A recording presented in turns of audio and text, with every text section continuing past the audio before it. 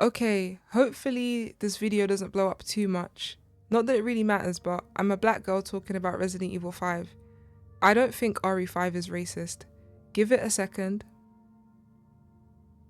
Okay, so now all the people who believe Resident Evil 5 is racist have left the video. Probably disliked it too, but if you ain't got haters, you're not doing it right.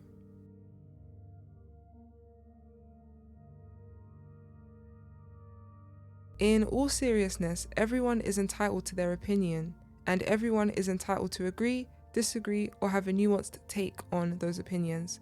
My journey with Resident Evil 5 is a tale of hate to love.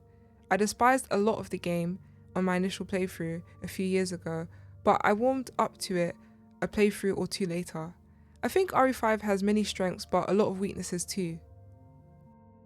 Today I will discuss the game's gameplay, so the gameplay in general, the enemies, the bosses, and brief chapter by chapter analyses, and also my thoughts on the Lost in Nightmares and Desperate Escape DLCs.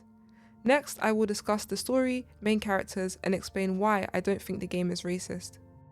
Promptly after, I will talk about the graphics and art style, followed by the music and OST of Biohazard 5.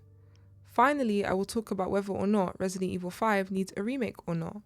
Then I'll tell you to go away like I'm a drinker who criticises stuff from Scotland. If you like my vibe, please check out my channel. My current goal is 1,000 subscribers and 4,000 hours of watch time so I can get monetized. Please like, hype, share, comment and subscribe. If you want to support my channel even further so that I can keep on creating content, please donate to my Ko-fi page or you can support me on Patreon. Links are in the description. Are you not ashamed of yourself? Are you not embarrassed? This is really embarrassing. Much love and respect to all. Now let's go. It'll be fine. Listen, I'm gonna be honest with you. I'm kind of retarded. Let's start with gameplay. In general, controlling Chris or Sheva. Chris is right-handed, but Sheva is left-handed. Sheva gets double representation points from me. We do not care. You can't move while shooting, which is a bummer, but understandable. The game is already so action-oriented that the ability to move while shooting would make the game feel like a full-on action shooter. If a game has Resident Evil in the title, it's got to have some aspect of traditional survival horror to it, to appease the Day One fans and to respect the origins of survival horror.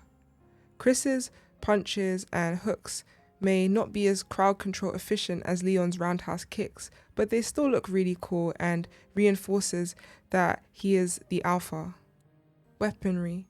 I appreciate the weapon variety. I'm not super picky about which weapons I use, but if you guys want a more in-depth discussion about the weaponry, check out Better Than Starlight's channel. I believe he did a video ranking all the weapons in RE5. He's cool, check out his channel. I love the cattle prod stun rod weapon thing. AI Sheva is really good with sniper rifles, and the grenade launcher is peak. AI Sheva and AI Chris. Now this game is famous, or infamous rather, for having bad partner character AI. I would see people online saying Sheva is a terrible character because of her AI, but Chris is just as bad when he is AI controlled. For some chapters, you can do a lot of the heavy lifting, but for other chapters, you need the AI partner to put in work, which is a dice roll when it comes to the AI's consistency. With all the soul versus soulless conversation that has been happening in the fandom, one thing we can all agree on is that the 5 remake AI versions of Sheva and Chris will most likely be soulful compared to the soulless counterparts in the 5 OG. Action horror over survival horror. I think the action horror is done well in this game. The intensity in the moment-to-moment gameplay and even in the story's cutscenes should keep a player on their toes and not completely relaxed. The problem is that action horror overshadows Resident Evil's survival horror roots, and that is an objective statement because Capcom realized this themselves and then gave us Lost in Nightmares, the most obvious nostalgia bait DLC with the 2 playable characters that started it all. The difficulty options. I'll typically play on normal or veteran difficulty because professional mode is actually disgustingly, sickeningly, and revoltingly difficult. Virtually impossible on a new game playthrough. I know the developers were feeling like Sadler talking to Leon, telling us to writhe in their cage of torment that would be professional on new game, no plus. I plan on making a separate mercenaries video, possibly a big video where I play, review and rank all the mercenaries type of extra modes of most Resident Evil games. Let's briefly talk about the enemies of Biohazard 5. I find the Magini to be quite similar to the Ganados, but from a gameplay perspective, I think the Magini are way more aggressive, but that's fair because it's a 2-player game. Annoying flying enemies, just use a fast weapon and you'll be good. It's cool that they brought back the Type A plugger from RE4. These chainsaw guys seem more erratic than Dr. Salvador. Their scream laugh noises creep me the hell out, and they only see out of one eye. Yeah, Chris and Sheva are braver than me. Zombie dogs or plugger dogs make a return. I don't think zombie dogs are ever anyone's favourite enemy type in RE games, but it's nice to have them as a staple of the series. They look like pets you would have at home until they open their mouths. Big back detected. I repeat, big back detected. And I'm not talking about myself or Mr. 1x1.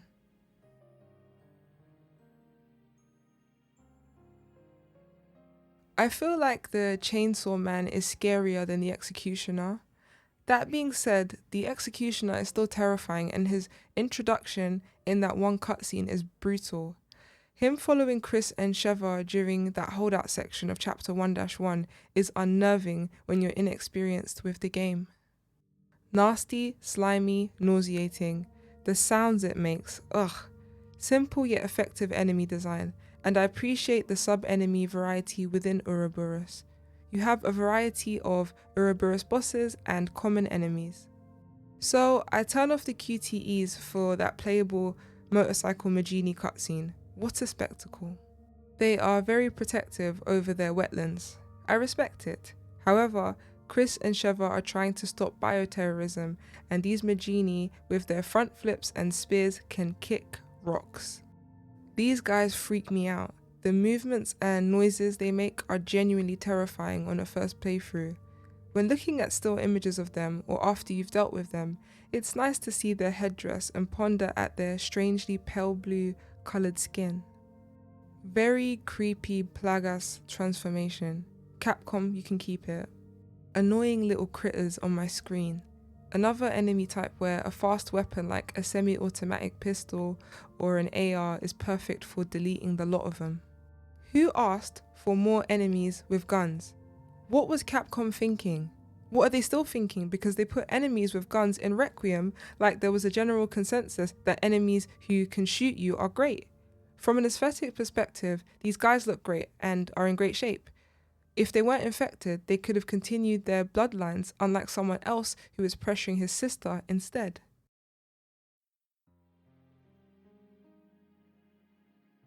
I'm happy Lickers came back, but maybe they could have been introduced earlier in the game.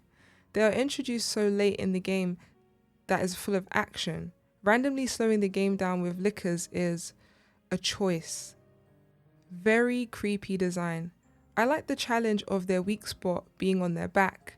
I hate their armor though. I generally detest enemies where you can't destroy their armor. JJ, go away. I already had enough of you in RE4 OG, and you want to bring your twin brother along as well? Heck no. Get out of here. A very creepy overgrown bat. I like the mechanic of having to stun the bat to the floor and then damage its weak spot. Mines are great for this boss, or incendiary grenades if you have any. El Gigante's African cousin has entered the chat. I've heard about how difficult this boss is on professional. It's not for the weak. It's fun to play the first couple of times, but this is just a prime example of how there is way too much action in 5. I don't hate this boss fight, but again, it's way too action-packed. His mutation design is amazing, and I love how dynamic the fight is. The QTEs suck, but that goes without saying. I respect the boss fight for being on a moving ship. It shows how far Resident Evil boss fights have come, from humble beginnings in cramped rooms and arenas to large open spaces with scenery. Okay, so I always use a rocket for the U8. I can't stand this boss fight. Way too much HP the boss has. Great design though, extremely unsettling, arachnid look. I like the circular area too. Again, another boss fight where an RPG is required. I don't have anyone to play RE5 with, and Sheva's AI during this fight makes me start fighting the air. So instead of me losing a fight with the air, I just employ an RPG and Bob's your uncle. The main goal of getting the device off of her chest is tricky and took me a few tries when I was recording my gameplay footage for this review. It's not a traditional boss fight in the traditional sense. Instead of trying to delete the boss, you are trying to save them. Jill's moveset is out of this world and she is formidable in a 2-on-1 against Chris and Sheva. Mrs. I Wish I Was Wesker's Missus has an interesting boss fight. Interesting yet annoying. I like the mechanic that uses the technological tool to eviscerate her, but the mini Ouroboros gremlins that populate the arena floors are rage-inducing. 3 boss fights technically. They're not my favourites, but I can still have a fun time with them. The second fight where you have to throw a rocket at him is ridiculous, but then again, this is the same game where you punch a boulder into submission. The final fight with him and his weak spot is fine. I just wish he would keep still more often though. Now for a brief chapter by chapter analysis. Chapter 1-1. The first enemy introduction is cool but also traumatizing. Seeing straight away how people are turned into Maginies and having to delete the person who was a normal human only moments ago is surreal and horrifying. I think the siege section in this chapter works well because it's more stressful than RE4's one. Not only do you have to worry about your player character, but also your partner character. If either one of you gets deleted, then it's game over. Double the trouble. Chapter 1-2. Seeing that first female Magini is quite something. That's suspicious. Yeah, it's fine. That's weird. Then seeing the English-speaking blonde lady and how she falls into Chris's arms only to open her mouth and reveal something very unappealing. So no head? The first encounter with Ouroboros. I like it. It's not just a point-and-shoot extravaganza. As long as you time it right and your AI partner is not in the incineration room stupidly, this is a very easy encounter. Chapter 2-1. Crossbow Magini, this early in the game, is kind of crazy, but not surprising given how action-oriented the game has been thus far.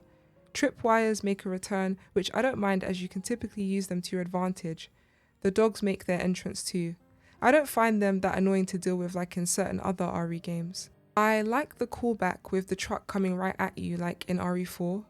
It's cool that we get air support from another BSAA team, but again, that reduces the survival horror aspects in a big way. The Chainsaw Magini is a tough foe, but with great coordination, he can be dealt with in a timely manner. I love that you can shoot down those generator thingies and not only cause damage, but also stun him for a bit. Chapter 2-2. I like combating the Maginis on top of the trains. It reminds me of the RE0 train level. The caves are hit or miss.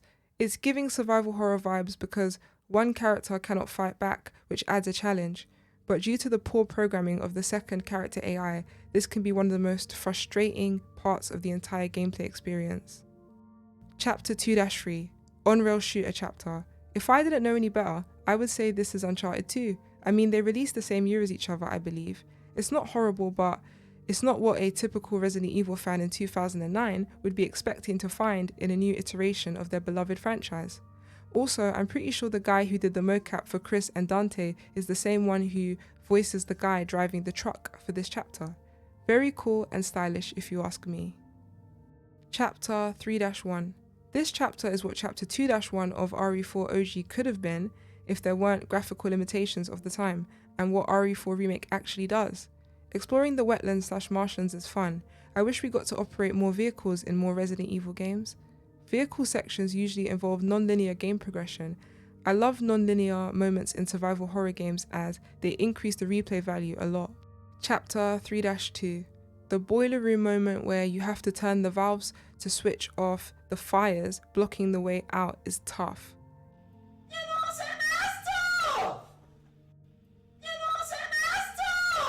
The double chainsaw Magini is nasty work from Capcom. Absolutely disgusting. They said, we're gonna take your money, make you suffer, and you're gonna like it. And you'll come back for more when we release Biohazard 6. Spider Cat. Guys, am I that cringy though? Like, you can't. Who said yeah? Chapter 3-3. Josh coming through for us is awesome. Having to stop and start and get off and on Josh's boat isn't great, but I like giving the Magini crisp punches and hooks, and stunning them with the stun rod never gets old. Chapter 4-1. Finally, puzzles are making somewhat of a return in this chapter, and from this chapter onwards. Having to fight the Bat Boss again isn't amazing, but I'll allow it because RE4 reused the El Gigante boss fight twice as well. Chapter 4-2. The sunlight device is annoying but also cool because you've got to be vigilant and not just point and shoot to solve your problem. Having to collect pieces scattered over a surrounding area to unlock a door is such a Resident Evil staple, and I appreciate its return in this chapter as well as some other chapters. Chapter 5-1. One thing I will say about this chapter is that the crustacean mutation of a boss has an interesting external aspect. Outside of the boss room, before you enter in, there is ammo given, and if you pick up the ammo and reload the game, the ammo is there again. But you also keep the ammo you already picked up. I don't know if this is a bug or if it's intentionally built into the game. Chapter 5-2. Don't you just love enemies that can shoot at you? Well, I don't. It's stupid and too action oriented. Not the soldier Maginis mocking us like we're in a Devil May Cry game or something. Oh, and the introduction of Reapers, my favourite enemies. If I was a smoker of what rhymes with whack. Chapter 5-3. Chris and Sheva versus Wesker and Valentine. What a spectacle. 7 minutes is not enough playtime with you, Wesker. Chris needs to take his sweet time getting his revenge on you for hurting his little sister during Code Veronica, and for taking his partner away from him for 6 years. The fight is ridiculous because you have to do a mixture of hiding and running away. I find it pointless, but I think the developers added it in as nostalgia bait. What do you guys think? Chapter 6-1. It's big ship time. Yeah, I'm not a fan. It's super action oriented. I will say it's cool to be on a ship. I guess there are some problem solving moments like moving the containers up and down and finding the buttons to enable that functionality. I just wish it was more survival horror focused, but I probably sound like a broken record by now. Chapter 6-2. Double JJ fight and Reapers tagging along with them is diabolical, dare I say demonic work from Capcom. I must rebuke all of that in Jesus' name. Jeez! Jesus Christ. Chapter 6-3. The end of Wesker. I like how challenging this fight can be on a first playthrough. I think ending him with rocket launchers and a volcano is spectacular. I do wish we added a third RPG so Jill could have had her ultimate vengeance like Chris gets to. Lost in Nightmares DLC. This DLC is so good. I wish it was longer. It's short but sweet. That's what she said. It's 100% survival horror focused besides the Wesker boss moment. I don't enjoy his boss moment, but it's a great nostalgia bait experience. The Resident Evil 1 references such as puzzles, traps, key item hunting, and feeling underpowered are heartwarming and plentiful. Can you imagine how different things would be if the base game was completely survival horror coded like Lost in Nightmares? If it was successful, maybe we would never have gotten RE6. I don't hate Biohazard 6 by the way. I have a fun yet frustrating time with it, and it's kind of a comfort game. All in all, Lost in Nightmares is great, and if you've never played it, please do. It's wonderful. Desperate Escape. Again, another short DLC from the gold edition of Resident Evil 5. I would say I like it. It's an average DLC. I love that we get to see more of Miss Valentine and Mr. Stone too. A brilliant soldier and a solid guy who helps Jill to escape from the hellscape they were in. That part where you have to survive for as long as it takes until Doug's helicopter arrives puts me in Stress City. I find it fun though. Josh's friend in the helicopter not making it sucks though. His voice actor and written characterizations gave the vibe that he had plenty of funny BSAA stories that he could recite in the most entertaining of ways. R.I.P. Doug. Obviously, being able to play as Jill again is awesome, but if we got to play as her in the base game, that would have been fan-frigging-tastic. Emphasis on the fan part, because I'm sure many fans wanted to play as Jill over Sheva in the main game. I'm saying this as someone who is a fan of Sheva and Jill, and as someone who would like to see Sheva return and make a new appearance in a Resident Evil game. Now, let's discuss the story. So, I'm not gonna rehash it because I don't think anyone wants to hear my voice for that long. On top of that, doing things in autistic detail like story recital should be up my alley because I'm on the spectrum, but that's not gonna happen in this video.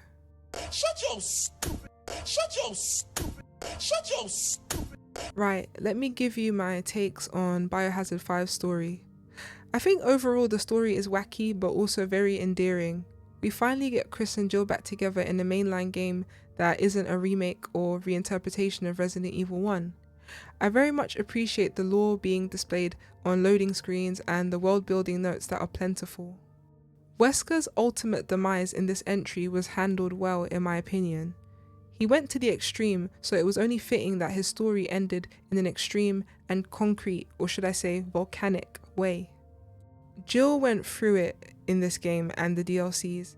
I know people don't like shippers and think they're weird, but if a woman sacrifices herself to save a man by pushing his would-be killer out of a window along with herself, she must be in love with him. I'm sorry, I just can't accept anything else. Typically, people would sacrifice their lives for a family member or a loved one, and that is exactly what Jill did. The fact that Chris and Jill didn't get married in Death Island severely diminished my hopes for the Redfield bloodline continuing via Chris.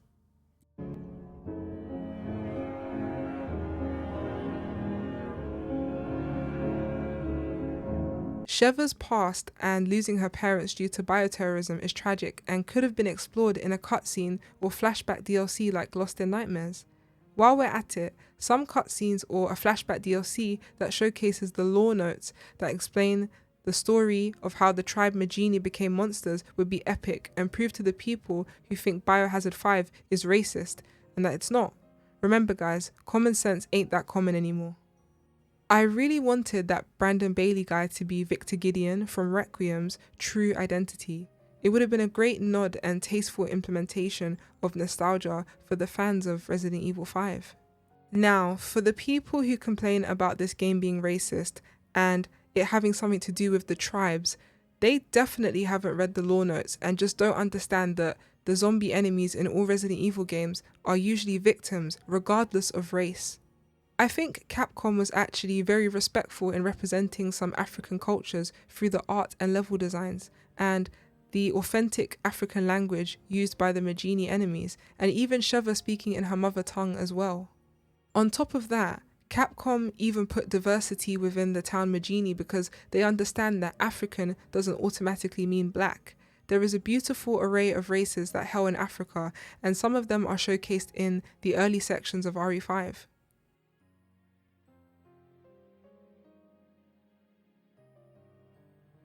You know what surprises me the most though? How come Capcom has never set a Resident Evil game in Japan? Not to my knowledge at least. They landed in China, but not their home turf? Interesting. Let's discuss the characters. Chris Redfield. And my man, thank you to my man. The body is bodying. The face card is not declining. The hair is on point. Chris Redfield is just everything in this game.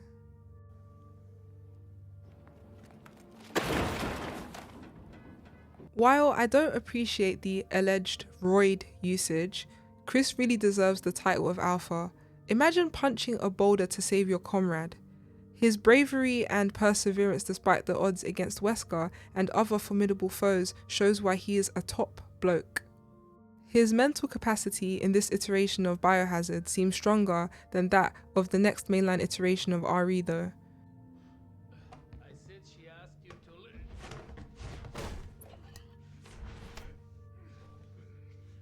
Chris's mocap actor and voice actor both did great jobs respectively. Oh, and an obligatory Redfield bloodline joke goes here. Ladies and gentlemen, her. Miss Shevaalomar, a baddie, period. From the attitude to the outfits, Sheva is that girl.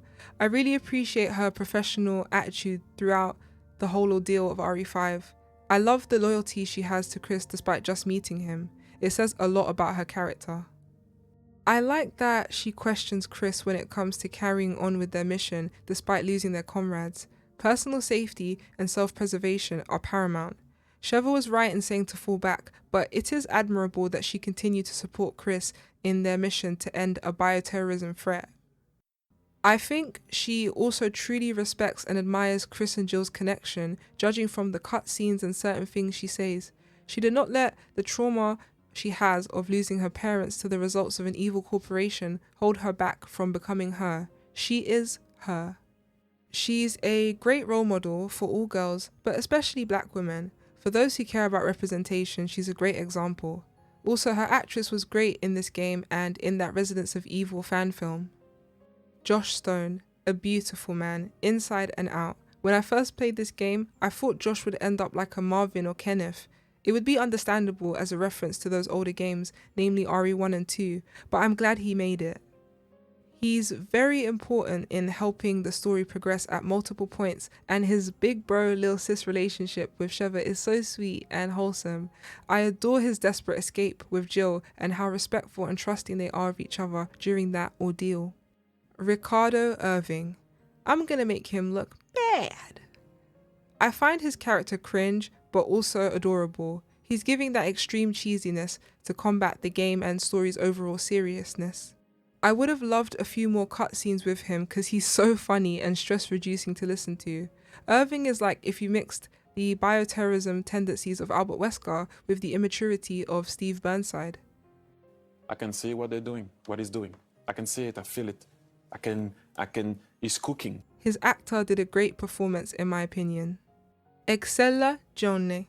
Guys, I think we found Alcina D's Italian cousin. Both have Golden Globes.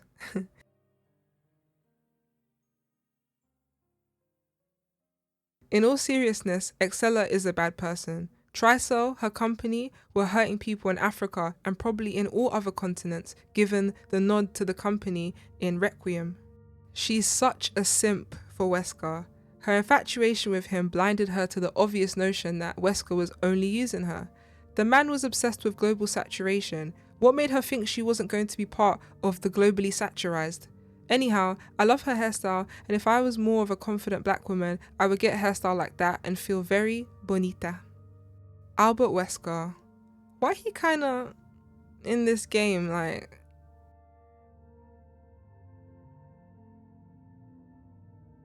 Anyway, Wesker is the epitome of evil in this iteration of Resi. Imagine wanting to commit global genocide to bring about survival of the fittest, but you don't include yourself in that test. Oh, the hypocrisy.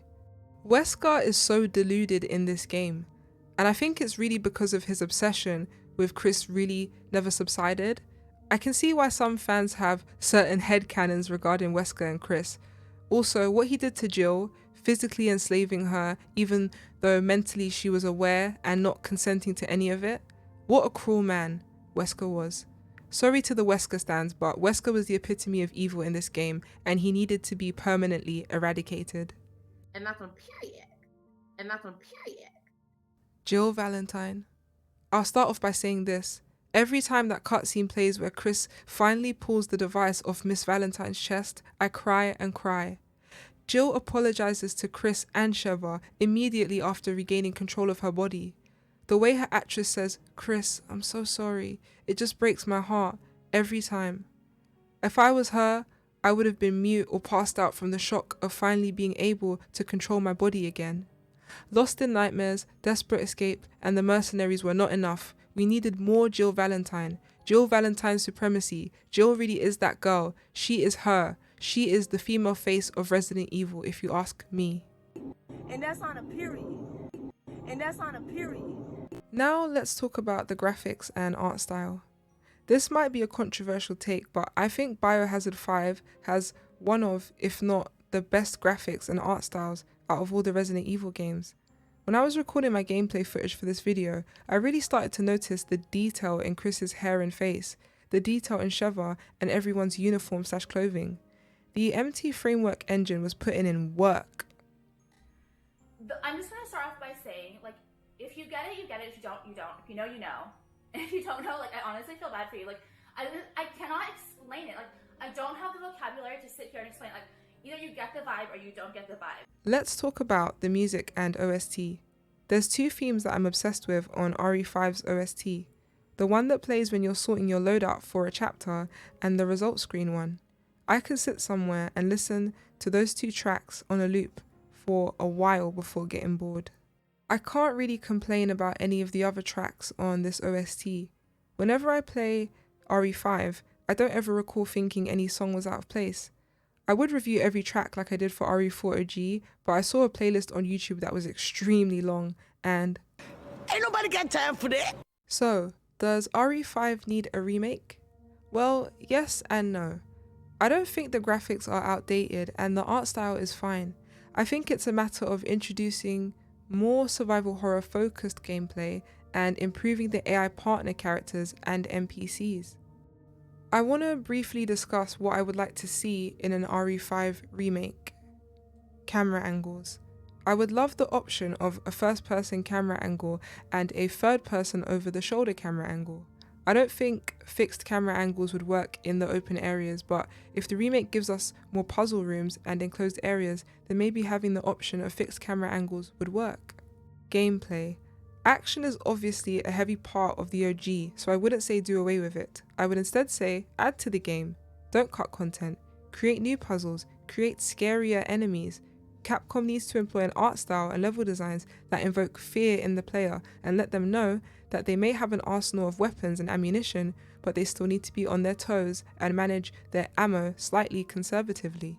In short, the gameplay needs to be like you're playing Resident Evil 4 OG/remake with a friend and not just an action game with a friend. Hopefully in the remake, Sheva and Chris's AI partner programming will be well developed and less annoying to deal with than the OG. Story. We need some more cutscenes and/or flashback DLCs to showcase more of the lore of Sheva and Josh and other characters.